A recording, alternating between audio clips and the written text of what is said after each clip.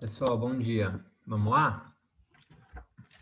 Vamos começando, senão se a gente sempre for esperando mais tempo, a gente vai cada vez começando mais tarde. Já estamos aí em 7 contando comigo. Quem mais for chegando vai acompanhando. Pessoal, começar primeiro com aquela perguntinha clássica, né? O que vocês lembram aí da última aula? Podem abrir aí o microfone, quem quiser falar, ou se não, mandar aí no chat. Rapidinho, só para a gente retomar. Dessa vez é mais fácil porque foi ontem. O que vocês lembram que a gente viu ontem?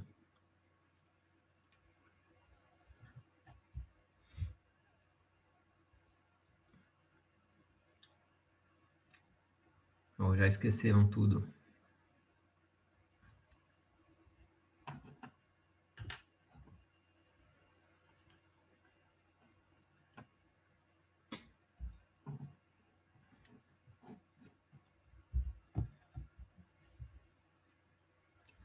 Ninguém lembra nada? Opa, evolução dos sistemas construtivos. Bacana. Márcio, será que o seu volume está baixo? Eu conferi aqui, o meu microfone tá ligado. O Lucas é a prova aí de que meu microfone tá ok, que ele me ouviu. Beleza. Eu perguntei quem lembra o que a gente viu ontem, só para a gente começar. Aquela perguntinha clássica.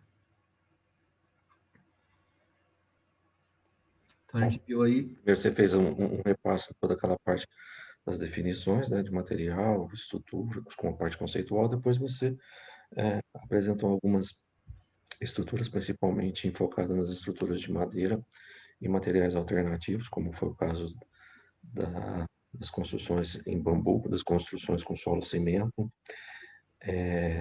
e solos com outros tipos de mistura, né? Até chamou muita atenção a questão do termo que você usou, que é o apilolamento, que é muito utilizado na construção de estacas, né? Você apilolar o concreto, apilolar a massa cimentícia para poder estar construindo. Eu só tinha visto esse termo sendo empregado por conta do TCC. Eu falei, nossa, que bacana, né? Bacana. Então, O apiloamento é quando você usa o pilão, né? Você usa um instrumento para você ficar dando pancadas, né? E você vai ali assentando, compactando o seu material. Pode ser com solo cimento, pode ser eventualmente só solo, ou também cimento, aí a depender da técnica, né, do que você está fazendo. Muito bem. Estou vendo aqui algumas outras respostas, né? O Lucas tinha colocado a evolução dos sistemas, né? A gente falou rapidinho aí de um rápido histórico, né? Aquela ideia lá de exploração da natureza, né? As primeiras construções, as mais antigas encontradas, né?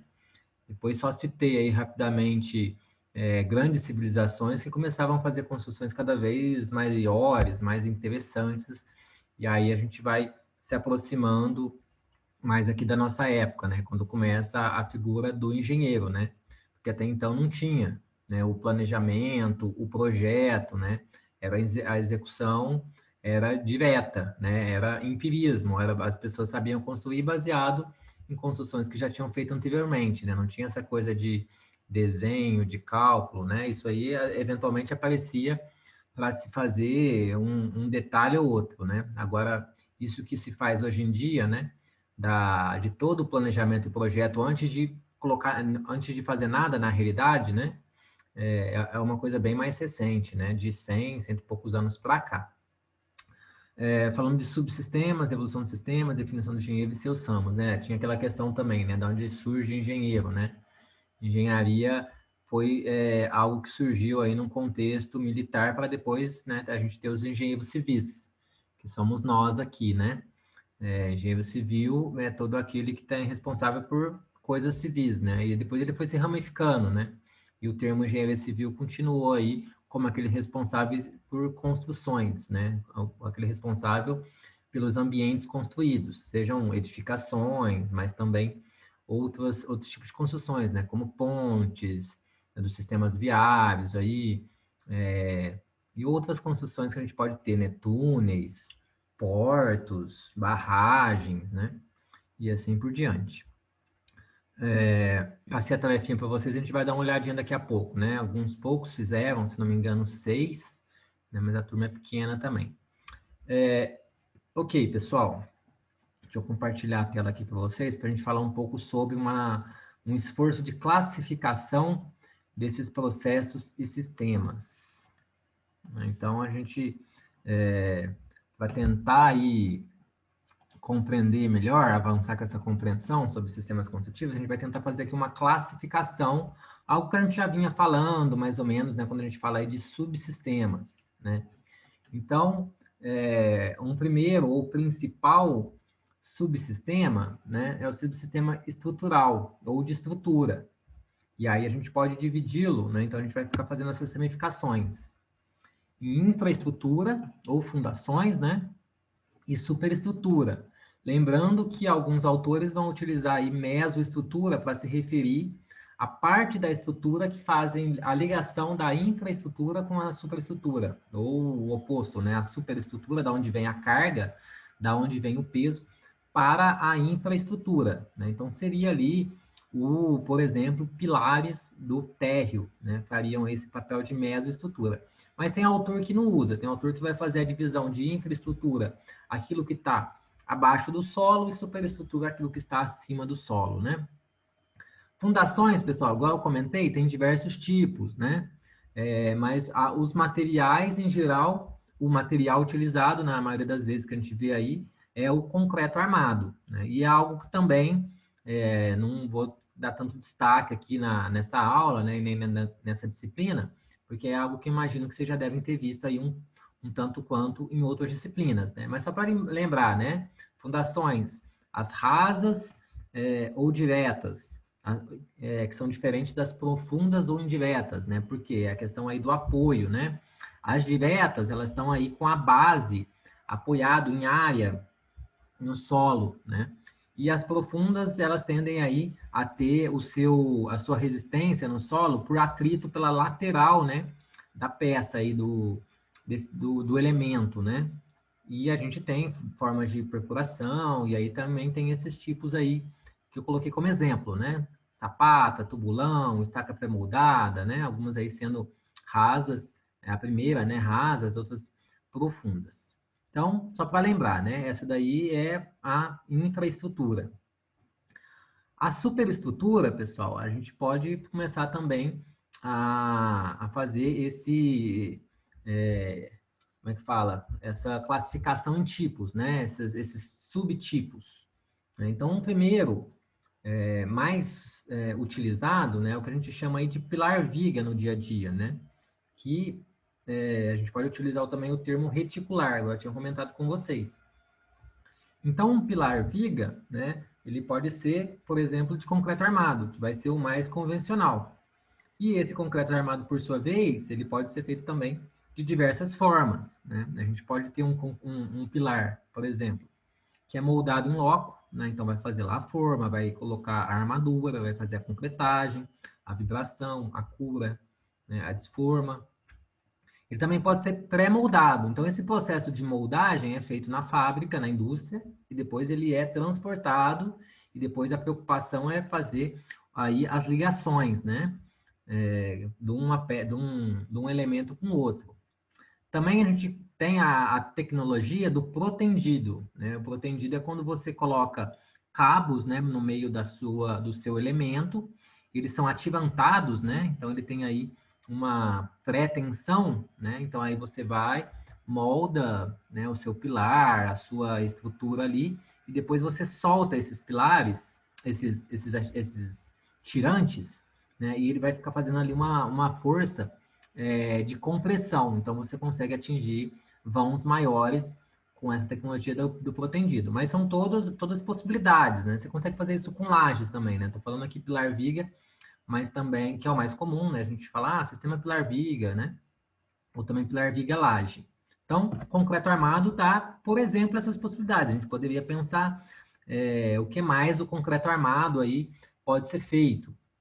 A gente também tem pilar vigas de material metálico, né? E aí o que vai ter de diferente, interessante dos materiais metálicos é a diversidade de perfis, né? Então a gente tem ali a seção do perfil que podem ser variados, a depender se é um pilar, se é uma viga, onde é que está o pilar, né? Como é que tem que ser esse pilar, essa viga e tudo mais, né?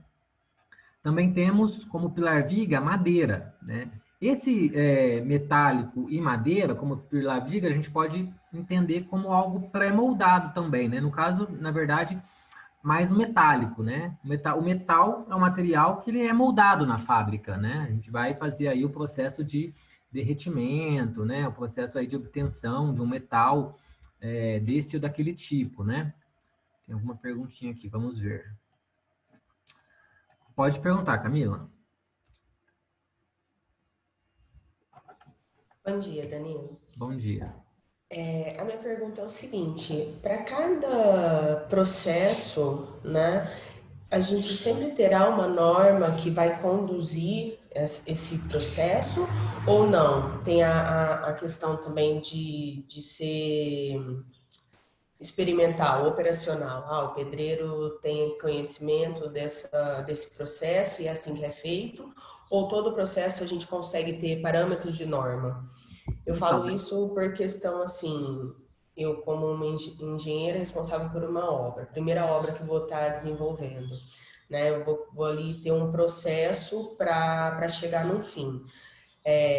Eu não quero depender do conhecimento exclusivamente do pedreiro para poder executar, por mais que ele tenha excelência e experiência executando aquele processo, a gente sabe que pode refinar e melhorar para atingir essa finalidade. Tem uhum. essa questão de ter as normas específicas para seguir esse processo ou nem sempre? Nem sempre. A gente sabe que o processo ou sistema que tem mais desenvolvido normas, né, mais detalhadas é o do concreto armado, que é o mais convencional. Existem outros que vão ter algumas normas, mas ainda não é suficiente. Mais normas precisam ser publicadas e, para isso, feitos estudos, para que a gente tenha aí, da mesma condição como tem o concreto armado, para as outras. E tem processos e sistemas que não tem, ou não tem norma nenhuma, ou tem muito pouco. E é igual você falou, né? No dia a dia de obra, acaba que muitas técnicas, muitos métodos, assim, para a gente usar aqueles conceitos lá do Sabatini, acaba ficando aí na mão, né? Por conta do pedreiro, do mestre de obras, né? Sendo que o ideal é que estejam sendo seguidas as normas. As normas existem justamente para isso, para fazer o controle de qualidade do processo como um todo, né? É o E é famoso testar e validar, né? Então você isso, vai lá, tem a primeira obra, você vai ter um histórico de como que foi executado, na segunda obra você vai refinar aquilo que não deu muito certo, os gargalos, os ex- erros. Então, na exatamente. realidade, é por isso que a gente não consegue ter um padrão, né, de excelência na hora de fazer a execução na obra, que é diferente de uma montadora, que você tem todo um processo ali já firmado, né, de características semelhantes. Exatamente, exatamente. Fazer o controle de qualidade, né, de um processo tão complicado, né? Porque imagina um processo para montar, sei lá, um móvel. É bem mais tranquilo, né? Bem menos complexo do que você fazer uma construção de uma casa inteira, né? Que tem um conjunto de detalhes, né? Um prédio. Então, para você conseguir padronizar processos, otimizar processos, também baratear processos é complexo, né? E aí você tem tudo isso, né? Você tem o grau de especialização da mão de obra, né? Então pode ter um pedreiro mais ou menos experiente, né? Então, às vezes você tem ali o projeto muito bem feito, muito bem detalhado, mas eventualmente a mão de obra ali não tem preparo para executar daquela forma. E aí isso vai acumulando erros aí no seu processo, e aí você vai precisar depois de mais manutenção, porque você vai ter aí, por exemplo, mais patologias, como fechaduras, etc, né? Então, é isso, Entendi. igual a Eduarda comentou aqui, né? A É a prática prática. vai melhorando o processo, né? Sim. É um pouco essa linha aí, certo? Ok, obrigado, Danilo. Imagina. Então, igual eu estava comentando, né? Tem um processo de fabricação dos materiais metálicos, né? Eles são todos, não faz sentido a gente falar em moldar metal e nem madeira em obra. Por isso que o concreto tem esse diferencial aí, né? Ele é um pozinho mágico, vamos dizer assim, que a gente coloca na água, junta com o agregado, e você consegue moldar, você consegue dar forma. Você coloca ele na forma que você quiser. Se a gente pensar, né, em profissionais como o Niemeyer, né, o que ele não fez com concreto, né, aquelas curvas e tudo mais, né? Agora, com material metálico, né, é mais difícil, a gente até consegue curvas, né? Mas é mais complicado, né? Porque ele já tem que vir da fábrica, né, com um certo formato e tudo mais. Madeira é um pouco diferente também em relação a isso. Também, madeira também não é um pó que você faz dele qualquer formato. Você também consegue fazer curvas com ele, com ela, né? Com algumas técnicas também, né? É possível. Mas, em geral, né? Principalmente se a gente estiver falando aí no mais comum, em geral, a gente tem aí pilares, vigas que são retilíneas, né? Tanto de madeira quanto de metal. O concreto também, o mais comum é que seja retilíneo, mas você tem aí a possibilidade de fazer formas, né? De outras formas e tudo mais. A madeira, especificamente, você pode ter ela, né, em natura, né? Ou no formato que ela está na natureza, né? E aí as árvores, né? Podem crescer com torções, com defeitos, né? Mas a gente pode utilizar ela roliça, né? Como a gente Danilo, encontra, eventualmente a gente tira a casca, né? Que não tem papel estrutural. Oi, pode falar, Márcio. assim que você terminar essa parte aí que você está explicando sobre a madeira, eu queria que você pudesse, talvez, porque a gente vai vivenciar isso, como fica a construção com as impressoras 3D, né? Aí pode ser colocando argamassa, ou pode ser algum tipo de polímero, né? Mas seria interessante, porque ela vai ter que desenvolver uma técnica, um processo, um subsistema, até a gente chegar. Você tem o material, você tem a técnica, o processo, subsistema, né? Eu acho que vai ser, talvez, assim, algum exemplo que possa a gente visualizar, porque ainda tem testes, mas não está sendo colocado. Uhum. Eu acho que quando a gente fala de impressora 3D, a gente tem que pensar em um alto grau de industrialização, né? A gente tem o 3D, mas a gente também tem aquele tipo de construção que não vai envolver pedreiro, mestre de obras, vão ser aí máquinas, robôs, que vão estar lá, por exemplo, fazendo o empilhamento, a elevação de blocos, né? De alvenaria mesmo, por exemplo, né? Eu acho que, por exemplo, o 3D, que é uma impressão mesmo, né? Aí vai depender, né, eu acho que talvez dos materiais, mas a gente pode dizer que a gente tem ali um sistema que é 3D, né? Um sistema construtivo de impressão, né, da construção. Pode ser que seja um sistema específico, né? Porque sistema é isso, né? Ele está considerando um alto grau de industrialização, ele é um alto grau de organização e ele é todo informatizado, né? Então, em tese, não é para ter aí aqueles problemas que a gente pode ter quando a gente pensa a mão de obra convencional, né? A gente não vai ter cansaço, são construções que não vão precisar, por exemplo, que nem quando a gente fala de indústrias automatizadas, você não precisa nem ter luz, né, na indústria ligada, né? Os robôs ficam lá trabalhando no escuro, né? Por que você vai precisar de luz, né? Quem precisa de luz é quem precisa enxergar, né? Então é um outro paradigma, né? É uma outra, um outro momento aí no processo de evolução das construções. Mas a gente não sabe, né, se isso no limite, né, vai conseguir ser em todos os lugares, disponível para todo mundo, né? Claro que isso já é uma outra discussão. Mas eu acho que é um pouco por aí, né? É um grau de industrialização, um grau de tecnologia maior ainda do que a gente está falando aqui, certo? Não sei se respondeu a dúvida aí. Aí você abriu o campo só para mais uma pergunta. Hum. Você já leu alguma coisa sobre a indústria da construção civil e a indústria 4.0? Alguma coisa que já está sendo. Porque é um processo evolutivo. A gente teve introdução de várias máquinas, algumas máquinas a gente tem até automatização, máquinas para execução de valetas automáticas, máquinas para colocação de reboco, aplicação de reboco automática. Mas por ser uma indústria de um produto mais pesado e rústico, né? Talvez Uhum. seja assim, a indústria com maior dificuldade para a gente aplicar uma indústria 4.0, né? Só me lembro o seguinte, o 4.0 era o que exatamente? Porque assim, eu sei que 1.0 deve ser vapor, o 3 deve Sim, ser... a indústria 4.0 está sendo conceituada como a era da automação, né? Processos Automação. autônomos. É que você falou de robô, e Sim. aí eu me remeti a essa parte da indústria 4.0. Então, é uma indústria mais independente, mais autônoma, onde a mão de obra fica mais a cargo de programação, né? Uma aplicação até de inteligência artificial. Um bom Uhum. exemplo de indústria 4.0 são as empresas que estão aplicando nessa parte, são as indústrias automobilísticas, que tem aqueles robôs que transitam na fábrica por faixas, com detectores de cores, né? Então ele detecta Uhum. qual faixa que ele tem que seguir para levar material. E na área também de logística, né, está sendo utilizado esse tipo de sistema. E aí a gente, claro, tem N robôs sendo colocados, mas a indústria civil é o que chama a atenção. O que que a gente pode agregar nisso?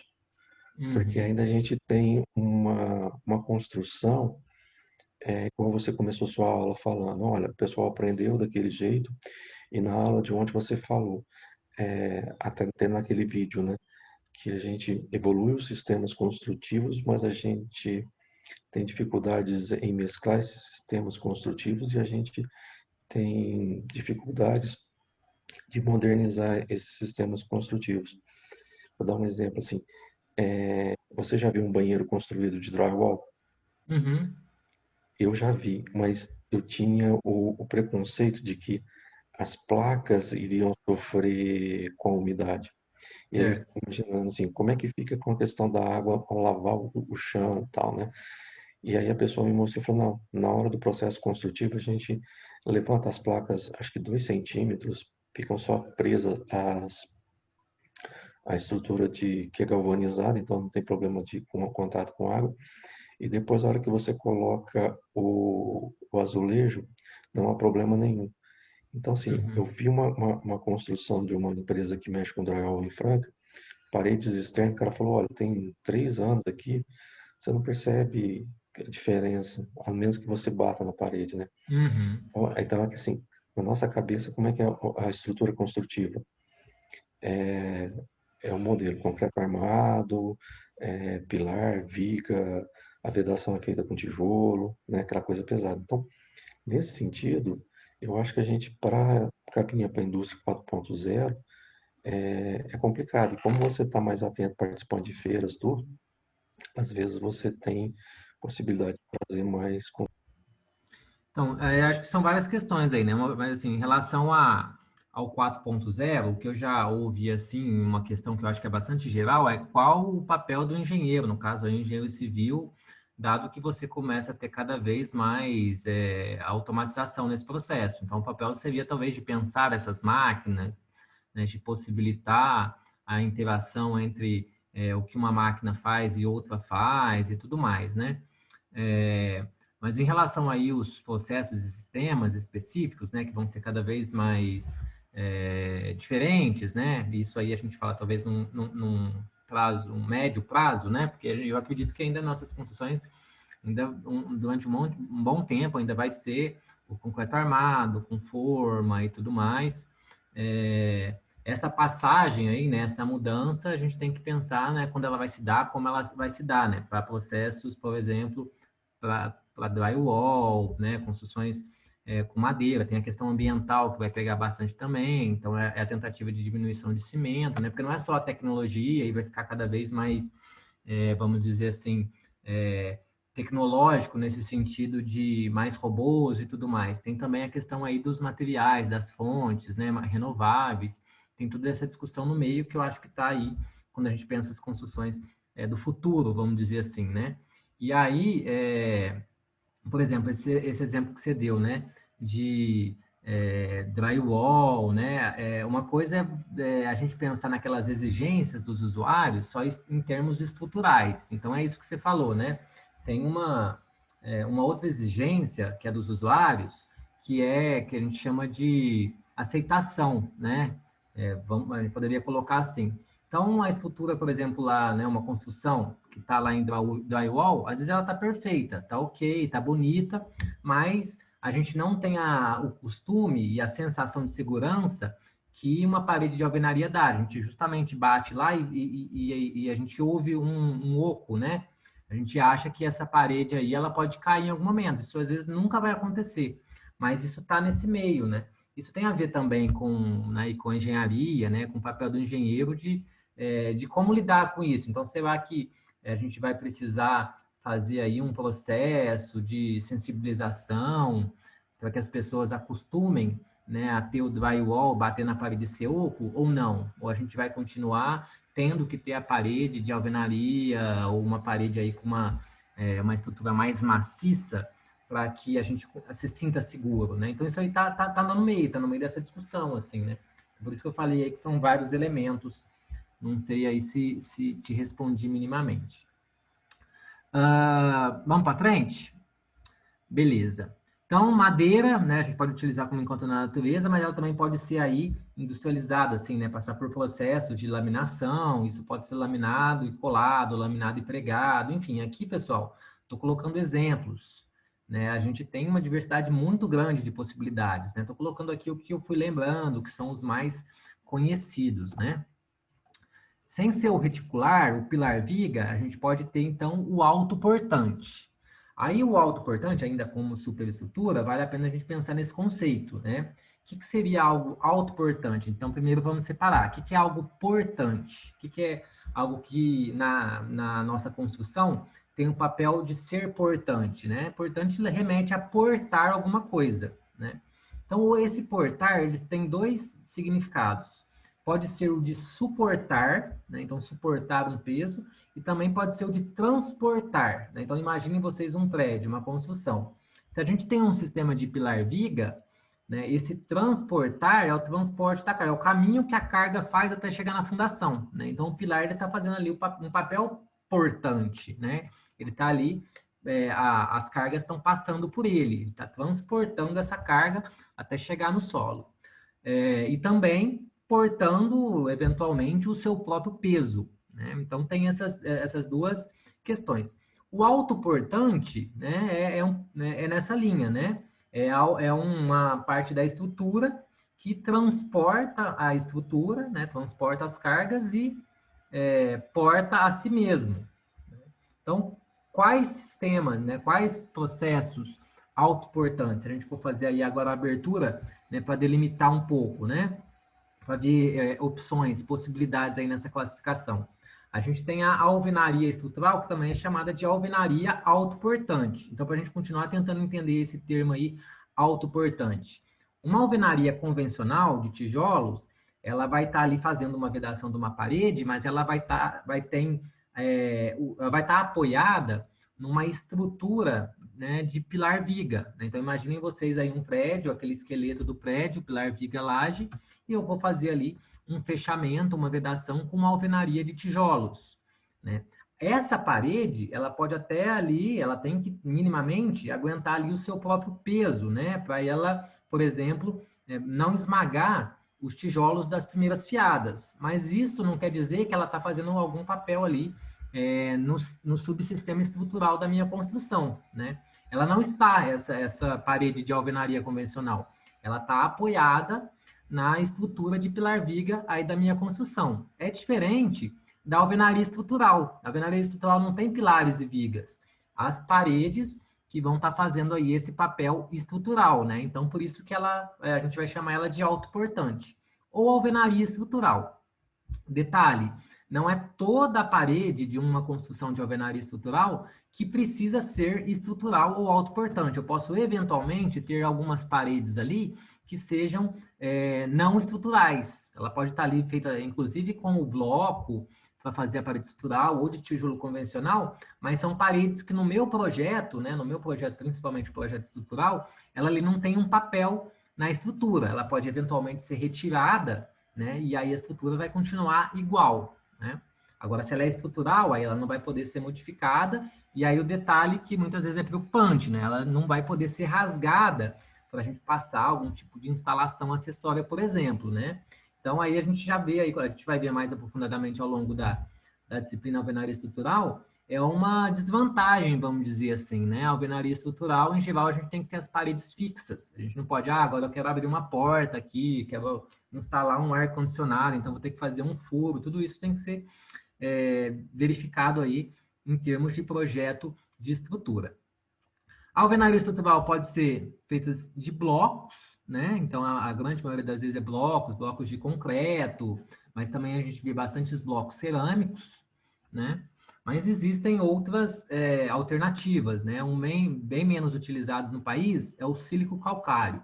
Aqui, pessoal, eu estou falando mais dessa classificação, os nomes, depois eu vou mostrar imagens, né? Não coube aqui tudo junto e acho que ia ficar muito poluído. Então, eu separei, primeiro para a gente falar aí dessa classificação e depois a gente olha um pouco de imagens, né? Então, sílico calcário é um outro tipo de bloco, é um bloco branco, depois eu vou mostrar as imagens então. Então, assim como já foi comentado, o solo cimento, que é aquele que parece peça de Lego, que tem aqueles furos redondinhos. Aqui, pessoal, eu não estou falando só especificamente o material, eu já estou relacionando o material com um produto que existe no mercado, né? Ou no mercado, quando é mais comum a gente ter, né? Por exemplo, adobe, a gente nunca vai encontrar, eu acredito, tijolos de adobe no mercado, mas é algo que ainda feito, muito aí em zona rural, em comunidades mais alternativas, vamos dizer assim, né? Que é lá o tijolo de barro, que ele não vai cimento, né? O adobe é só terra, capim, para fazer aí a questão aí da retração, né? Do bloco. E a gente pode ter também alvenaria estrutural com tijolos. Qual é a relação, qual é a diferença que eu estou fazendo de blocos para tijolos? Não, os tijolos são maciços.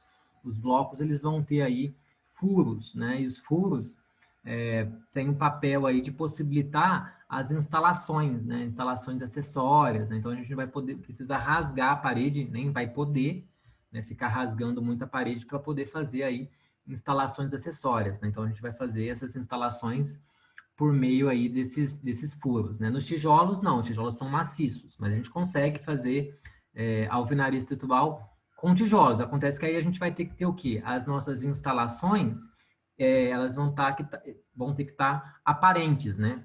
Elas não vão poder estar embutidas ali na nossa construção. Coloquei um detalhe aqui em cima, né? Que a gente tem alvenaria, e a gente vai ver isso, ela pode ser armada, né? Então, a gente coloca armadura, a gente vai ter que colocar ali no bloco que a gente vai colocar armadura, vai ser um bloco específico, né? O bloco canaleta, a gente tem que fazer isso para virga, para contra-virga, armar a armadura, ou senão a gente vai fazer a cinta, que a gente vai fechar um ambiente com a armadura, utilizando o tal do grout, né? Que é um concreto, depois a gente vai ver mais especificamente.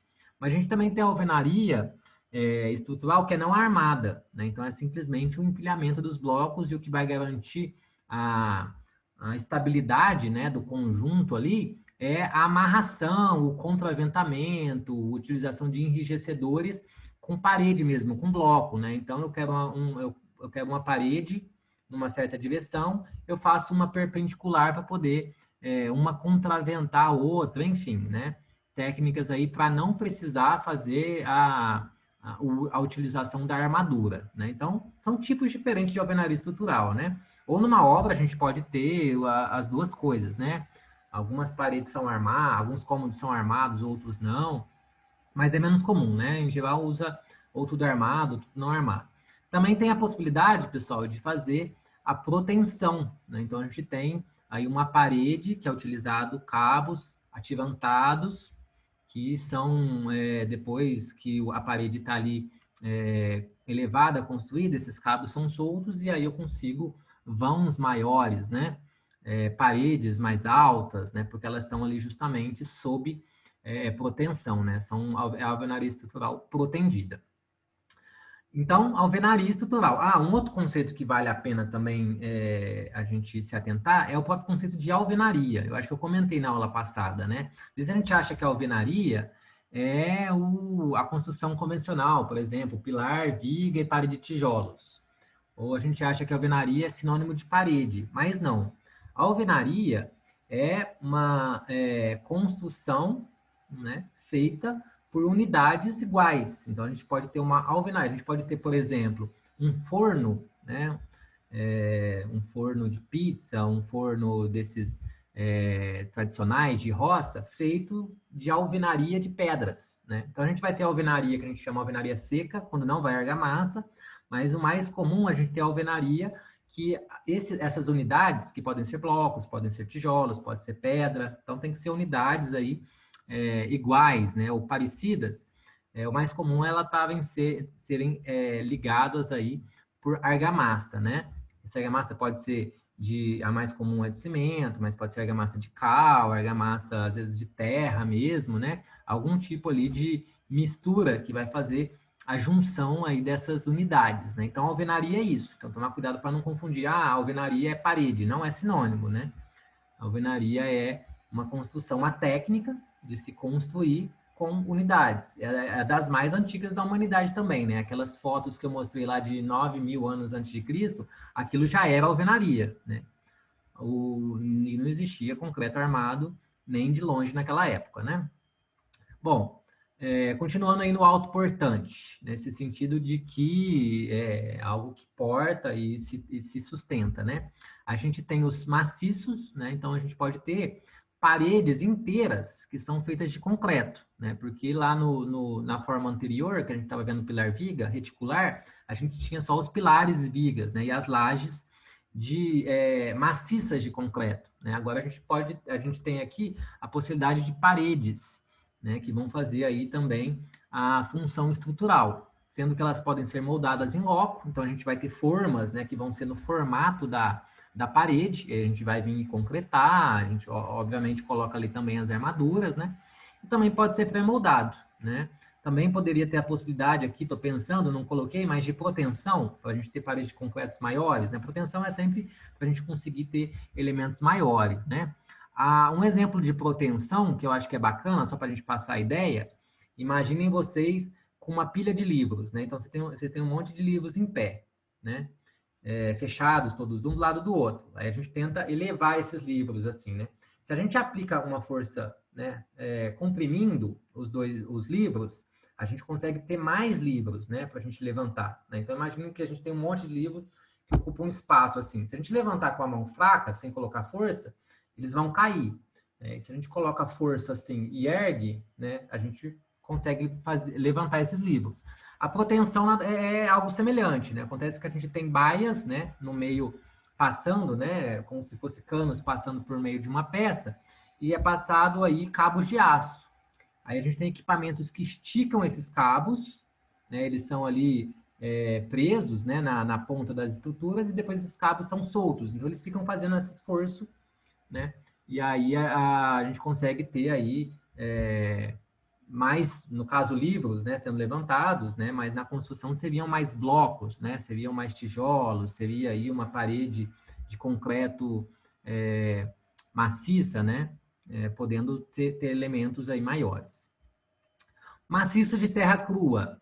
A gente tem a taipa de pilão, né? Então, aqui o pilão, por isso o apiloamento lá que o Márcio tinha destacado, né? A gente vai ver imagens disso daí. Então, ela também pode ser autoportante, né? Pode ser estrutural essas paredes de terra, né? E também tem o superadobe e o hiperadobe, né?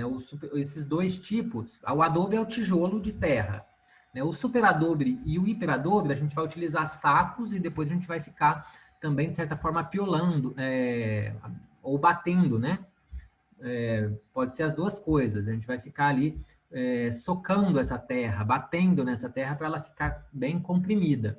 A diferença do superadobe e do hiperadobe é o saco que é utilizado, né? O superadobe é uma técnica que não é brasileira, mas o hiperadobe foi desenvolvida no Brasil, né? É o tipo de saco que é um saco mais aberto, né? Depois eu vou mostrar como é que é esse saco aí no caso do hiperadobe. A diferença basicamente é essa, né? Mas as duas são construções que a gente consegue fazer aí, paredes circulares e tudo mais, é um pouco diferente. O que mais em relação ao autoportante? A gente tem aí os sistemas de perfis, ou frames, né? São aí também sistemas importados, né? Os conhecidos aí é o wood frame e o steel frame, ou light steel frame, né? São sistemas mais leves, eles são defendidos aí como sistemas mais econômicos, né, mais ambientalmente corretos, porque vai utilizar, por serem mais leves, vai utilizar menos concreto na fundação e tudo mais.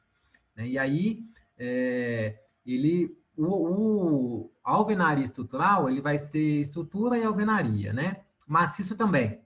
O perfil, né, os perfis, ele vai precisar, ele é estrutura, né? Ele vai aguentar aí o peso da casa. Claro que a gente vai ter que considerar aí até quantos andares a gente poderia subir quando a gente utiliza, por exemplo, perfis, né? A mesma coisa a gente poderia em relação ao alvenaria estrutural, né? Será que aguenta a mesma quantidade de andares se a gente estivesse fazendo aí o sistema reticular? Essa aí é uma outra discussão, mas é claro que é importante. Mas no caso dos perfis, pessoal, a gente tem que considerar que uma coisa são lá os perfis, ou aquela caixilharia, né, que a gente chama desse processo aí. A gente precisa garantir ainda aos painéis, as placas de vedação, que podem ser de diversos materiais, né? Então a gente pode separar, falar que os perfis é a estrutura e a placa, o gesso acartonado lá, que é o drywall, a placa de drywall, é a vedação, né? Ou a gente pode também considerar que o wood frame e steel frame é, ao mesmo tempo, estrutura e vedação, porque a gente está considerando que essas placas fazem parte do sistema, né? Não faz sentido a gente deixar o sistema ali só com esses perfis, né? Então, né, pode ser que um autor ou outro autor faça essa diferenciação. E eu entendo mais que o perfil, né, o wood frame ou steel frame é superestrutural autoportante. Eu preciso ainda vir com a vedação, né? Preciso garantir a vedação, e aí a vedação pode ser de diversos materiais. Placa cimentícia, madeira, material, algum tipo de material metálico. Então, aqui a gente falando, então, de superestrutura autoportante. Então, basicamente, de estrutura, né, reticular e autoportante. Será que existem alguma outra classificação, né, de superestrutura que a gente poderia pensar, né? Talvez em cobertura, né, estrutura da cobertura, a gente poderia pensar alguma coisa de diferente, né? Eu acho que em termos aí de superestrutura, seja a parte, vamos dizer assim, né, que leva mesmo, né, as tensões para o solo, né, porque a cobertura, ela não tem peso acima dela, né? Se aí a força do vento, eventualmente da chuva, né? Então, eu acho que seria isso, né? Autoportante e reticular. Vamos falar um pouco agora de vedação, mas aqui tentando a atenção só para a vedação, né? Porque tem aí, como a gente viu, processos e sistemas, que é vedação, mas é vedação junto com estrutura. Se a gente estiver considerando só vedação, a gente pode ter uma vedação que é de alvenaria, que podem ser de tijolos e blocos também, né? Não podem ser blocos, entendendo aqui bloco como aqueles que são furados, por exemplo, um tijolo baiano, né? O tijolo baiano, ele é utilizado para vedação. Ele é um bloco, mas ele não poderia ser utilizado para ser utilizado aí como estrutura, né? Esses tijolos e blocos, pessoal, também tem uma diversidade de materiais, né? Como eu listei aí, anteriormente. O que eu coloquei de diferente aqui, não sei se vocês conhecem o tal do concreto celular, o concreto celular autoclavado, né? É um outro tipo aí de material. Então, é um concreto que tem cheio, o seu processo de produção garante que tem aí um conjunto de bolhas de ar no meio, fazendo com que ele fique bastante leve. E ele é utilizado, ele pode inclusive ser serrado, né? Eu tenho uma foto aí que eu encontrei, que ele está sendo serrado ao invés de quebrado, para poder ser colocado aí como vedação, né? A gente tem aí as alternativas de terra crua.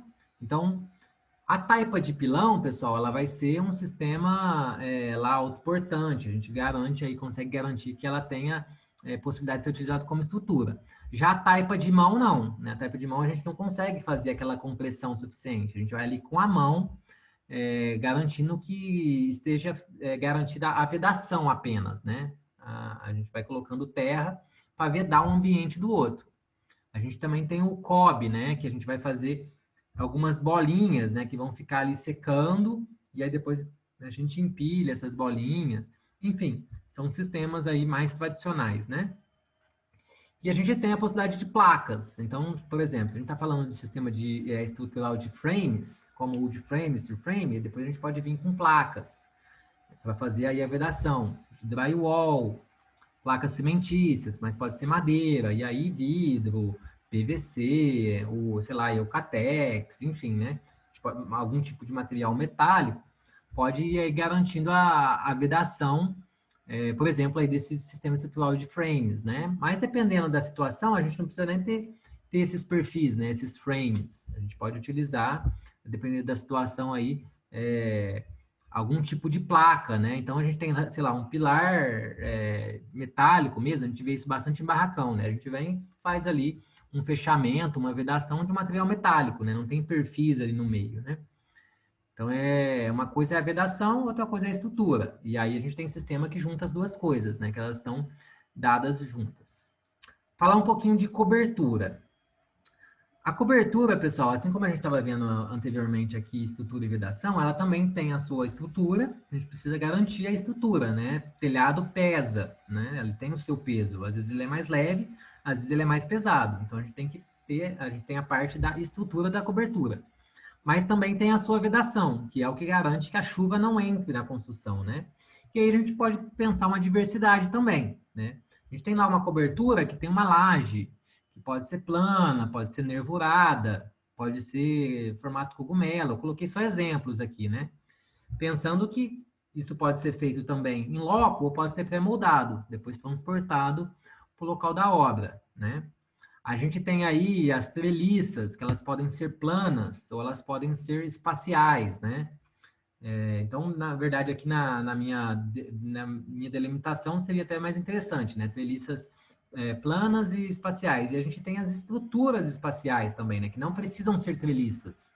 A gente pode ter aí as mais diversas formas de cobertura, né? Depois a gente pode ver algumas imagens. Que podem ser de madeira, pode ser metálica, mas podem ser de outros materiais também. Estou citando aqui os mais comuns, né? E a gente precisa vedar, né? A gente tem a estrutura e como é que a gente faz aí a vedação, que seria o famoso telhado, né? Mas a gente pode ter utilização aí de membranas, de outros materiais para fazer essa cobertura.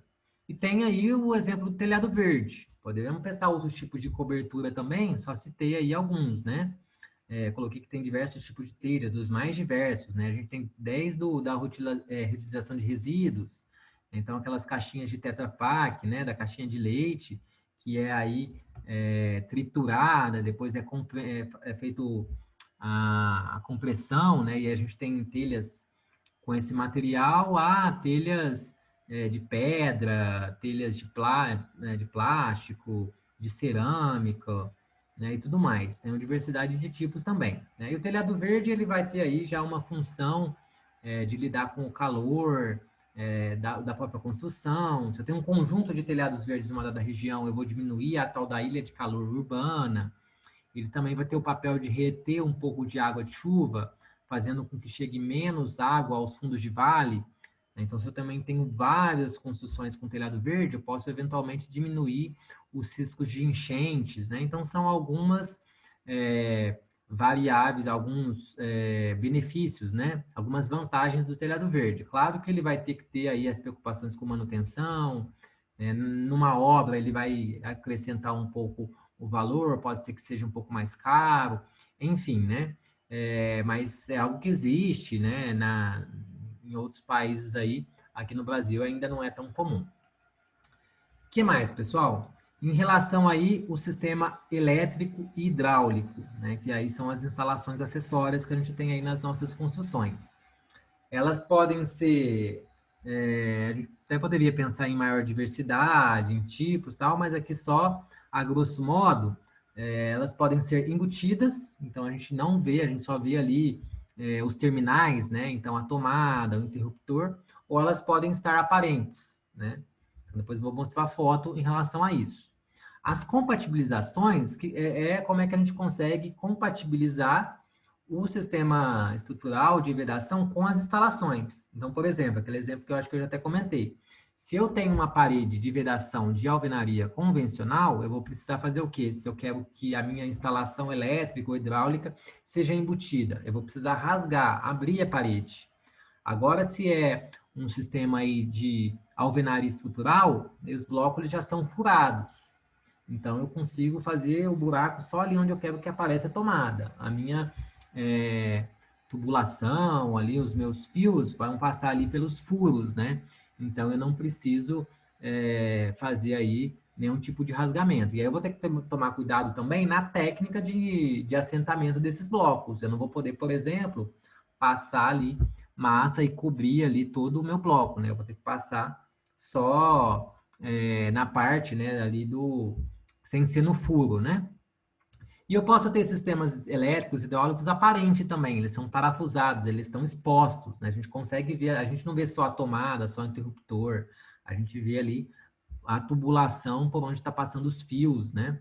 Então, é uma outra forma, a depender, né, como é pensado, feito, fica bonito também, né? A gente não precisa necessariamente embutir todas as nossas instalações. É uma opção, né? E, pessoal, para fechar essa nossa tentativa aqui de classificação de processos de sistemas construtivos, a gente tem as construções pré-moldadas, né?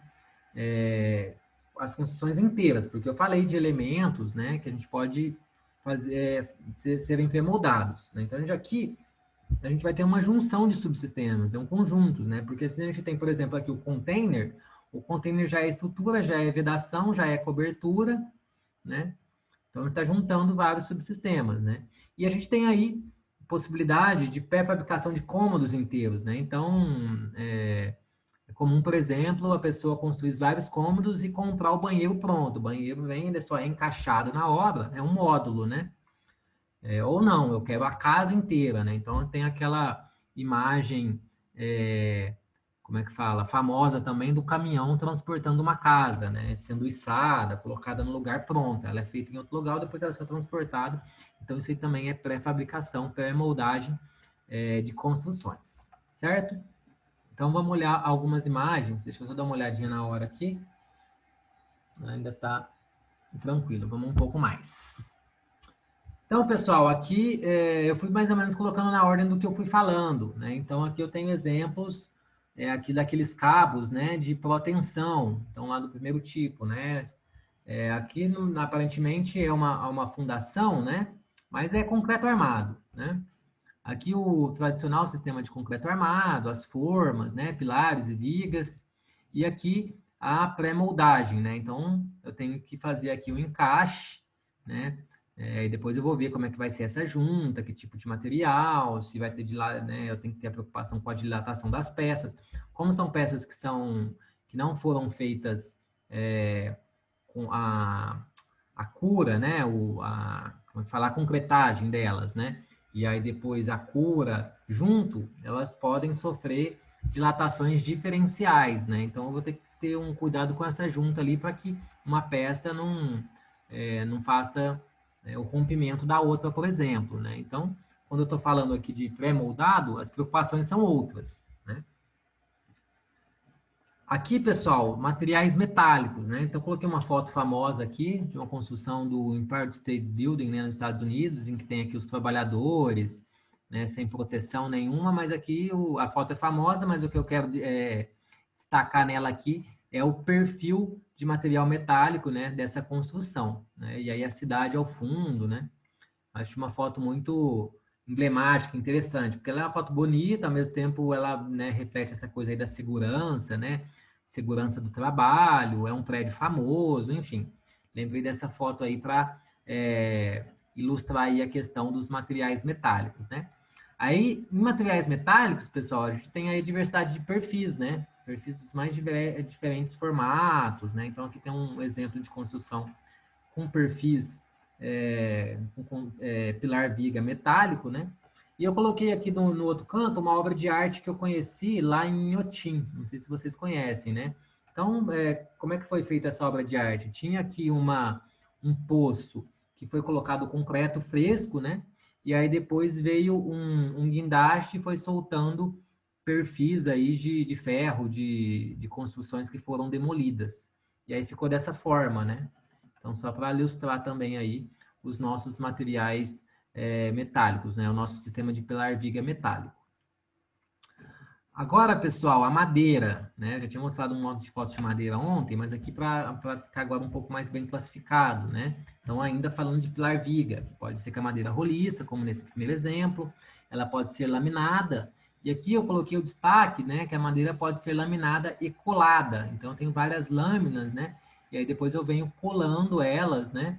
E aí esse colar pode garantir aí a tal da aumentar a resistência nas várias direções, né? Porque madeira é um material, né, que tem a questão da direção das fibras, né? Então, se eu colo e faço, né, coloco uma madeira numa direção e outra em outra, por exemplo, eu garanto, assim como eu faço a amarração de tijolos numa parede, posso garantir isso com madeira também. Eu vou aumentar a resistência porque eu estou aí fazendo a variação de direção das fibras da madeira, né? É uma técnica e uma possibilidade de melhorar a eficiência da madeira. Depois, pessoal, os sistemas autoportantes, né? Então, coloquei aqui o cimento de solo cimento, né? Que ele é prensado, né? Então, ele fica parecendo aí um pouco com Lego. Coloquei aqui, né? Imagens aqui de alvenaria estrutural com um bloco cerâmico, também tem um bloco de concreto, né? Coloquei o detalhe aqui que eu chamo de amarração, né? Eu não posso deixar que coincida, né? O encontro, uma fiada para outra, o encontro entre os blocos, né? Tem que justamente amarrar, né? Porque senão eu não vou conseguir distribuir os esforços, né, de uma parede. E aqui um pouco para mostrar, né, a diversidade de família de blocos, né? Então eu tenho blocos de materiais diferentes, mas eu tenho tamanhos diferentes, né? Eu tenho famílias de blocos de tamanhos diferentes, mas depois a gente fala um pouco mais sobre isso, né? Essas famílias aí eu vou poder ter paredes mais finas, mais grossas, né? Vou ter blocos maiores, menores e tudo mais. E tem blocos especiais, né? Então o bloco J, por exemplo, que a gente vai utilizar quando a gente tem aí, a gente chega na altura da laje. Então, para a gente apoiar a laje, né? Fazer a ligação da parede com a laje e tudo mais. Aqui, continuando na alvenaria estrutural, a gente tem os blocos que eu comentei de sílico calcário, né? Que é esse primeiro aqui, esses aqui também. A imagem na direita também são esses blocos, né? Eles são menos conhecidos. Não sei se alguém já viu construção com esses materiais, né? Utilizados aí também para alvenaria estrutural. E aqui a gente tem o tal do adobe, né? Então ele tem essa cara aqui, né? Então ele é um pouco mais rústico aí, né? Um pouco mais tradicional, feito com terra e capim, né? E esse capim aí, para a gente garantir que ele não rache, né? Não fique cheio de buracos e imperfeições, né? E aí é uma parede de tijolos autoportantes, né? Eu não consegui identificar bem o que seria aí, o que eles utilizavam para argamassa, né? Se é uma argamassa convencional, né? Enfim, mas aqui é uma parede de alvenaria com o tal do adobe. Agora, pessoal, as paredes maciças, né? Então, coloquei alguns exemplos aqui, né? Da possibilidade de pré-moldagem, então, por isso o transporte, né? Depois ele vai ser aí encaixado. Aqui tem a preparação das formas, para depois ser preenchidas e concretadas, da parede de concreto, né? E aqui como é que fica a obra, né? Depois disso. Então, um exemplo aí das paredes de concreto, paredes maciças. Ainda na linha das paredes maciças, aqui alguns exemplos mais bem executados, aqui da tal da taipa de pilão. Então, ó, dá para ver que a gente vai fazendo por camadas, né? A gente vai colocando lá, é como uma forma, né? Mas que vão sendo apiloadas por cima e a gente vai subindo camadas. Então, a gente consegue ter uma parede inteira aí com esse sistema de taipa de pilão. Aqui do lado, né, em cima, a gente tem o super adobe, né? Então dá para ver que são sacos fechados, que são preenchidos por terra, eles são apiloados e batidos dos lados, né? Então aqui a gente até tem uma parede reta, né? Mas a gente consegue fazer curvas, né? Eu não coloquei nenhuma imagem, mas depois posso procurar alguma para vocês com essas paredes mais curvas. Eu acho que mais para frente deve ter. E embaixo, pessoal, o detalhe dos hiperadobe, né? Que são sacos mais abertos, né? Não precisa ser esses sacos fechados igual do superadobe. A diferença básica é essa, né? E aí esses sacos, eles entre um e o outro, a gente coloca arame para que eles não caiam para o lado, né? Então, arame farpado para garantir que o saco fique ali. Depois a gente pode vir com revestimento, né? Para que a parede não fique aí com esse aspecto, né? Que é o processo de construção. Na sequência, pessoal, os sistemas aí de frames, de perfis, falando ainda de estruturas. Então, a gente tem basicamente aqui o steel frame, né? Aqui embaixo, né? Bem bonito aí, né? E aí depois ele precisa da vedação, né?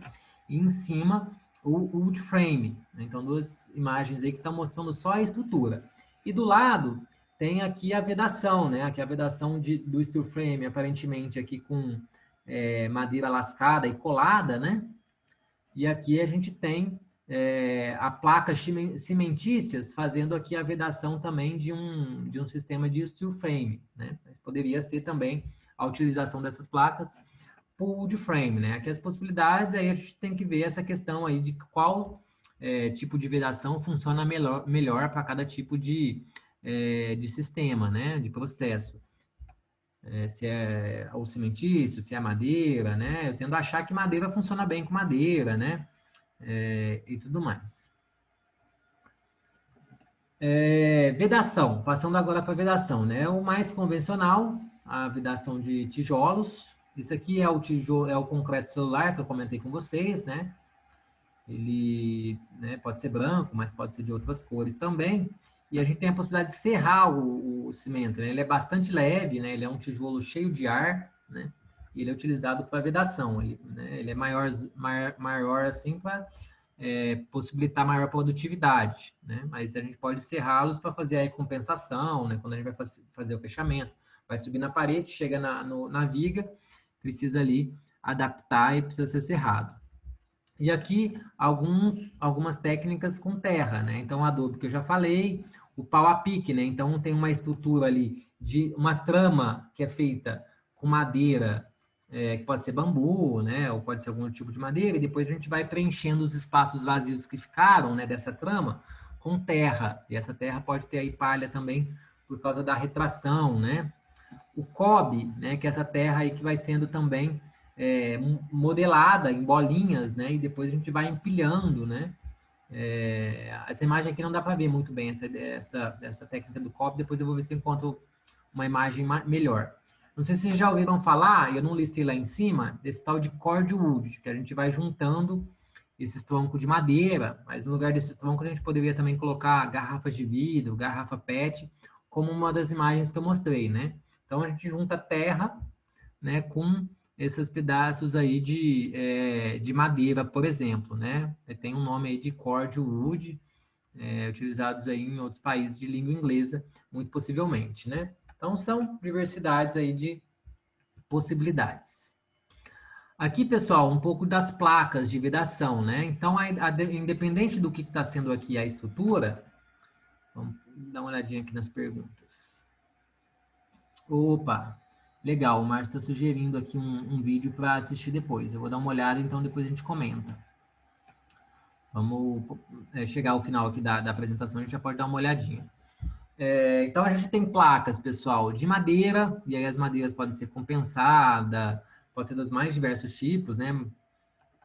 Desde que sejam placas, né, que possam ser colocadas. A gente tem o famoso drywall, né, já famoso drywall, que são os gesso acartonado, né, então são placas de gesso. Aqui é placas cimentícias, esse aqui de cima, né? Então, são todas possibilidades aí de vedação. Poderia ter também, eventualmente, algum tipo de placa metálica. Só que o metálico costuma ser menos utilizado, né? O metálico seria aí, vamos dizer, de certa forma, a vedação de um container. A gente tem a questão do calor. Então, imaginem vocês, né, uma placa de metal com sol batendo, né, incidente, né? Então, a gente vai precisar pensar alguma forma de reduzir esse calor. Então, a gente pode ter algum tipo de proteção ali contra o calor, né? Então, talvez por isso um pouco menos utilizado, mas nada impede que possa ser utilizado, sim, material metálico. Aqui um pouco da cobertura já, né? Então, alguns exemplos de laje. Laje tem os mais diversos, né? Então, uma laje plana, aqui uma laje nervurada, né? Então, a gente vai ter aqui a possibilidade de economia de material, né? Porque essa laje poderia ser inteira maciça, né? Mas ela seria muito mais pesada e ela sendo nervurada, ela já está cumprindo aqui o papel, né? A gente já tem aqui a seção necessária, né, para resistir àquilo que ela precisa. Aqui a tal da laje cogumelo, né, que tem aqui esses formatos. Aqui tem a tal do bubble deck, né, que são colocadas essas bolas também com essa função aí de economia de material, né, e aí garantia, né, elas parecem aqui com a nervurada, né, a diferença é que a gente tem essas bolas, né, então onde tem essas bolas não vai encher de concreto. Oi? Essas esferas de isopor é o que eles chamam de pérolas? Do quê? Pérolas? Pérolas, é isso. Eu Porque eu já vi assim, pérola. concreto armado com pérolas. Aí eu fui procurar o que que era, eram com esferas, mas também não tinha, não dizia as dimensões que eles consideravam para utilizar.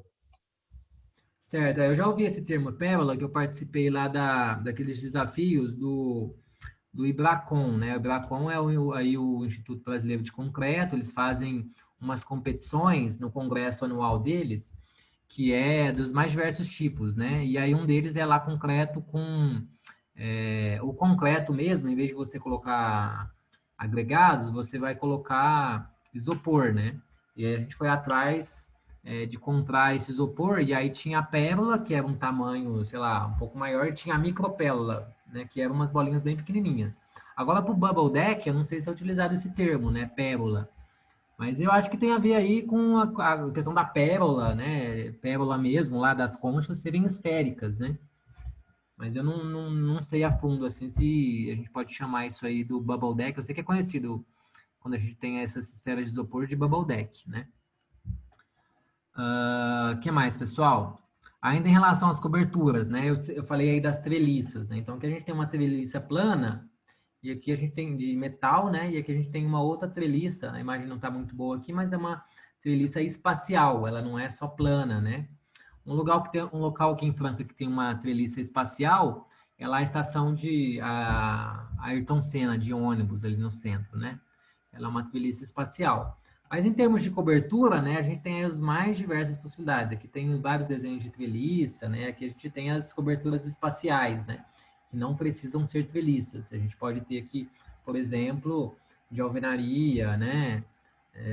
Ou de algumas, né, utilização de membranas, alguma coisa assim para fazer essas coberturas. São diversidades aqui em termos de estrutura de cobertura.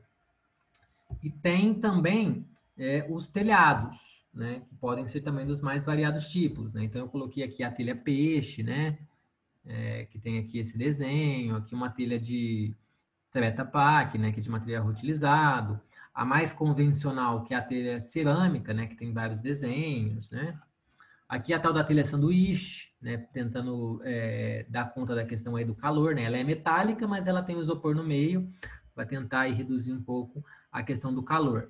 E tem aqui um exemplo de telhado verde, né? Esse telhado verde ele pode ser desde grama, ou a gente pode ter, a gente faz a divisão de telhado verde intensivo e extensivo, né? A gente pode ter aí grama baixinha, pouca quantidade de substrato, de terra, mas pode ter também pequenos arbustos, né? A gente pode pensar eventualmente de alguma cobertura que a gente vai ter aí flores, ou eventualmente até algum tipo de alimento, né? Então, tem locais, né? Se não me engano, eu acho que tem um shopping em Campinas em que tem telhados verdes, né? Que é plantado alguma coisa de alimento, em que os funcionários colhem lá, né? Alguma coisa em termos de horta. Obviamente, não vão ser grandes árvores, né? Com frutos, mas talvez a horta, pequenos arbustos assim, dá para a gente garantir em telhados verdes. Claro que a gente vai ter aí que ver na construção a questão da impermeabilização, das vedações, né? Tem que ficar tudo muito bem estanque, né? E tem a questão da manutenção dessa vegetação, né? Se ela ficar seca, né? Então a gente tem que garantir em épocas de estiagem, né? Garantir aí que tenha água para que isso não fique feio, né? Seco e tudo mais. Aqui, pessoal, em relação às instalações, as instalações hidráulicas e elétricas, né? Então, tem as mais diversas formas. O tradicional é isso daqui, né? A gente rasgar a parede, aqui ele está colocando, né, a tubulação de um ar-condicionado, e aqui dá para ver também uma instalação, aparentemente, deve ser aqui onde chega a energia elétrica, se bem que a energia elétrica é por aqui, né? Isso aqui deve ser uma tubulação, eu acho que a tubulação aqui é onde sai do ar-condicionado mesmo, né? Sai ali algum líquido, né? Então, é a forma, né, que a gente faz aqui de uma alvenaria de vedação de tijolos. Diferente, por exemplo, aqui do sistema de alvenaria estrutural, né? Então, como eu falei, esses blocos, eles são furados. Então, a gente permite a instalação, o embutimento, né, dessa forma aqui, ó, como aparece aqui onde não está completa a parede, né? Então, a gente não vai fazer na alvenaria estrutural rasgar na diagonal, qualquer coisa assim, nem pode, né? Porque essa alvenaria, ela tem papel estrutural, né? A gente pode fazer os famosos shafts, né? Que é esconder aqui essas tubulações aqui hidráulicas, né? Então, a gente pode fazer, né, uma placa de gesso para esconder isso daqui, ou a gente faz aqui os shafts, né, que é esse canto aqui, escondendo essas tubulações, né? Tem alguns detalhamentos aqui, alguns tipos de blocos especiais para fazer esse tipo de coisa.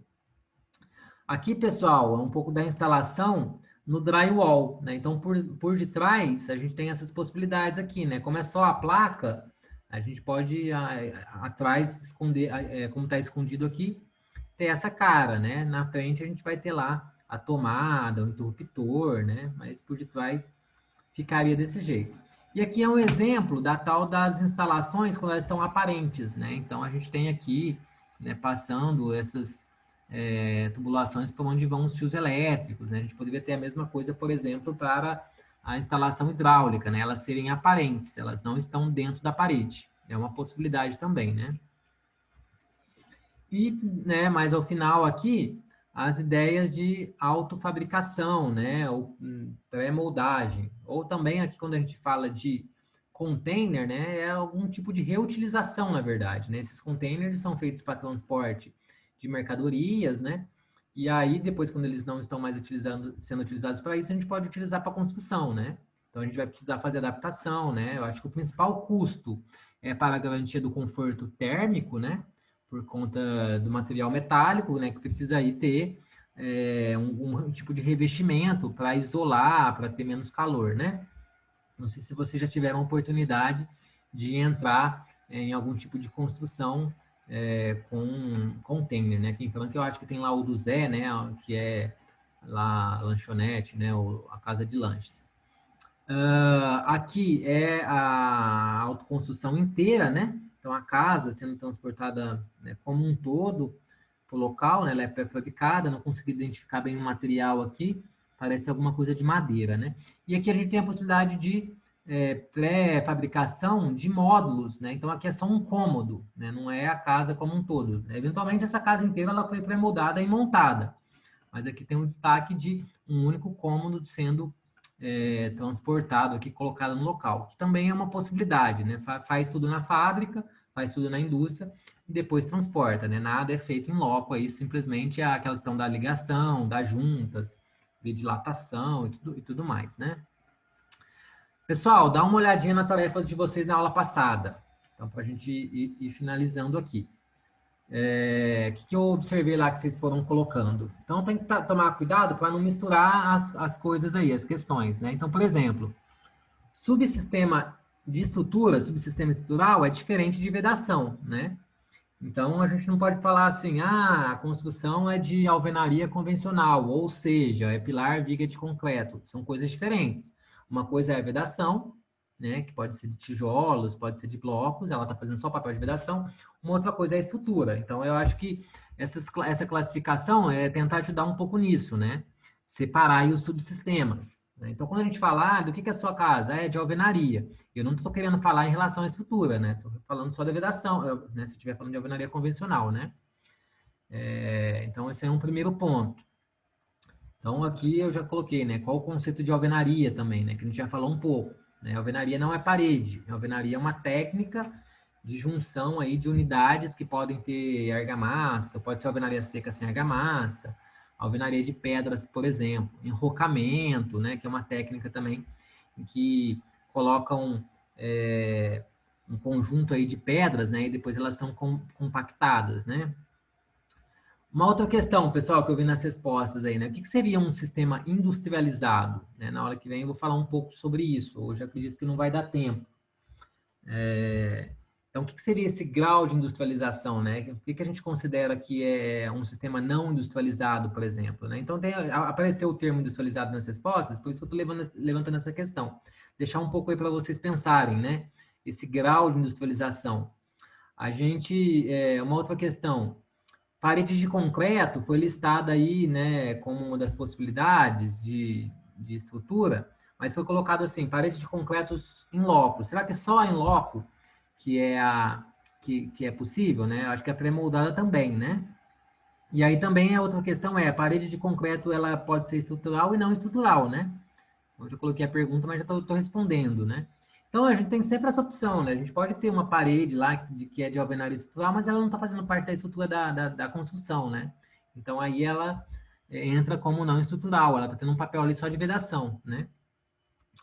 Uma outra questão, container, pessoal, foi listado como algo como vedação, mas container é algo muito mais amplo, né? O container ele já é vedação, já tem a estrutura, já tem a cobertura, né? Então ele é uma exceção aí, vamos dizer, né? O container já é meio que um módulo pronto, né? É como se ele fosse um cômodo, um módulo pronto. Claro que num container a gente pode dividir ele em mais de um cômodo e tal, né? E vedação com madeira roliça. Ah, tá. Numa das respostas estava assim, vedação com madeira roliça. E aí, não sei se foi uma confusão, né? Porque a gente utiliza madeira roliça como quando a gente está falando de pilar viga, né? Acho que o termo, quando a gente tem aquele tipo de construção, que tem as madeiras lá empilhadas, né?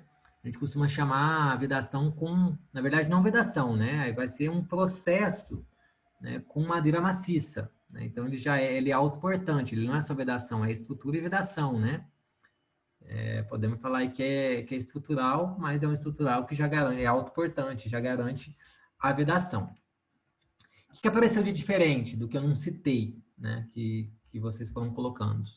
Sistemas vivos, né? A gente falou, a única coisa que a gente falou de vivo aqui foi de telhado verde. Então, por exemplo, sistema vivo, se preste, né? A gente pode ter aí um muro, né? Então, a gente pode ter um muro mesmo verde, um muro vivo.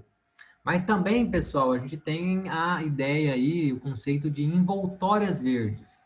Então, o telhado verde é um tipo de envoltória verde, mas a gente pode também ter uma parede verde, né? Então, desde a parede da planta que vai subindo pela parede, né? Como a gente prevê já alguma forma da parede ser já construída, né? Com material verde ali. Na mesma ideia de telhado, claro que a gente vai ter que ter uma técnica diferente, né? Porque a gente está na vertical, a gente pode ter ali paredes verdes, né? Então, o conceito mais amplo é envoltória verde. Argamassa armada, de fato, apareceu aí, achei interessante, aí a gente tem que tomar cuidado, né? Será que a argamassa armada, ela pode ser estrutural, ela resiste? O que eu conheço de argamassa armada, que também é utilizado o termo ferro-cimento, é para fazer aí, por exemplo, cisternas, né? Para a gente fazer um tipo de reservatório de água, né? Então, a gente tem não o concreto, mas a argamassa, e a gente utiliza tela, né? Então, sei lá, uma tela de galinheiro, por exemplo, junto com algumas barras, a gente faz ali um cilindro e depois a gente vem jogando uma argamassa. E aí a gente tem ali a possibilidade de uma argamassa armada, né? A gente consegue fazer formas, porque a gente dá a forma que a gente quiser na nossa, nessa tela, né? E depois a gente vai cobrindo a argamassa nos dois lados, né? Tentando garantir ali um cobrimento mínimo, né? Dessa armadura. É uma técnica, né, de argamassa armada. Algo que apareceu aí, eu entendo como algo mais como vedação, não como estrutura, né? Eu, pelo menos, nunca vi argamassa armada sendo utilizado como estrutura. Mas, eventualmente, né, pode ser que apareça aí, não sei. Em relação à vedação, apareceu paredes de blocos de gesso, de fato, eu dei uma pesquisadinha, né? Tem algumas paredes que são blocos de gesso, né? Não estava considerando essa possibilidade. E esses blocos podem ser feitos de materiais reciclados dos mais diversos, né? Um tipo de bloco que eu já vi aqui na nossa cidade, uma vez que eu fui lá no shopping do calçado, tinha lá uns blocos de resíduos de calçado, que é interessante. A gente tem na nossa cidade uma quantidade grande desse tipo de resíduo, por que não fazer deles blocos, né? Aí a gente pode fazer a compressão, né? Esses blocos são feitos aí de alguma forma, ser utilizados como vedação. Eventualmente pode ser feito estudos para esses blocos serem também blocos estruturais. Apareceu também o monolite, né? Que é aí um tipo também, né? Um processo, um sistema, né? De vedação. Então é utilizado um material, um polímero, né? Que é utilizado para construção. Deem uma pesquisada depois, se vocês quiserem ver foto. Garrafa PET é uma imagem que eu tinha mostrado na aula anterior, mas apareceu aí também paredes, vedações com garrafa PET. Em relação à cobertura, pessoal, também apareceram várias ideias diferentes, possibilidades diferentes, né? Então, coberturas com materiais minerais, vegetais, membranas plásticas, que eu até citei o nome membranas, né? Mas eu acho que eu não mostrei nenhuma foto. de cobre, de sapê, né? Então, as mais diversas formas de coberturas, né? Aqui mais em relação a materiais do telhado. Então, aqui eu acho que é isso, pessoal. E aí, só para a gente fechar, tá chegando aqui nosso horário, a gente já deu uma boa avançada, deixei lá para vocês fazerem mais uma tarefa. Tinha mais um conjunto de slides para a gente falar de alguns conceitos, mas eu acho que não vai dar tempo, a gente faz, faz na aula que vem. Então, eu vou passar os slides para a aula que vem, quem já quiser ir dando uma olhada, eu vou falar um pouco de industrialização, que é uma das questões que eu deixei levantadas aí, e também de racionalização, né? O que é industrialização, um grau de industrialização, e também graus de racionalização. Semana que vem a gente fala sobre isso, e deem uma olhadinha na tarefa, que basicamente é o quê? Quero que vocês listem, aí pode ser agora, pode ser depois, pode ser à tarde, pode ser até semana que vem. Na semana que vem eu dou uma olhadinha nisso também, a gente fala rapidamente na aula o que vocês responderam. Quero que vocês pensem quais que são as variáveis que interferem na hora das pessoas escolherem sistemas construtivos, processos construtivos, né? Então, pode ser desde um cliente, né? Então, vou dar um exemplo. O cliente, o principal para ele é o ser econômico, né? A variável é ser barato. Mas pode ter um outro cliente, eu posso pagar, eu quero que a minha construção fique rápida, pronto. Então, é tempo de obra. Então, né? Só 2 exemplos aí para vocês pensarem outras. Quantos mais variáveis, melhor. Né? Enfim, não vou dar outros exemplos, porque senão eu já vou estar respondendo. Mas sigam essa linha, vão pensando, né? Não, essa variável, essa outra variável. Listem quantos mais vocês conseguirem aí. Beleza? Então é isso. Avançamos bem hoje. E até semana que vem, então.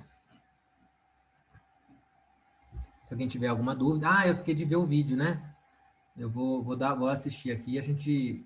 Não, Danilo, o vídeo você pode ver com calma, porque ele é de uma empresa fabricante de tijolo, cimento terra, que era uma coisa que eu estava procurando há um tempo atrás. E aí depois, se você for remeter, tem vários vídeos nessa empresa, e tem um que eu não consigo, não sei se é esse que eu estou te passando, que o dono da empresa fala da trajetória do processo dentro da ideia, da evolução e das modificações dos blocos que eles foram desenvolvendo para ter melhor encaixe, melhor aproveitamento. Achei legal porque eu estava procurando isso para ver em termos de escala industrial, né? Então, eu achei a empresa, ela tem vários equipamentos para produção, né, conforme a demanda. Mas aí você vê com calma, era só para poder olhar, porque é uma curiosidade que pode ser apropriada nas próximas construções, edificações, principalmente assim, se você tiver a possibilidade de ter o solo a seu favor. Certo. Não, bacana. Eu vou dar uma assistida agora já, que eu vejo e aí eu já comento com você e trago para a gente comentar na aula que vem também. Beleza? Então tá, pessoal. Boa semana aí. Qualquer coisa, me acessem aí pelas redes. Até mais.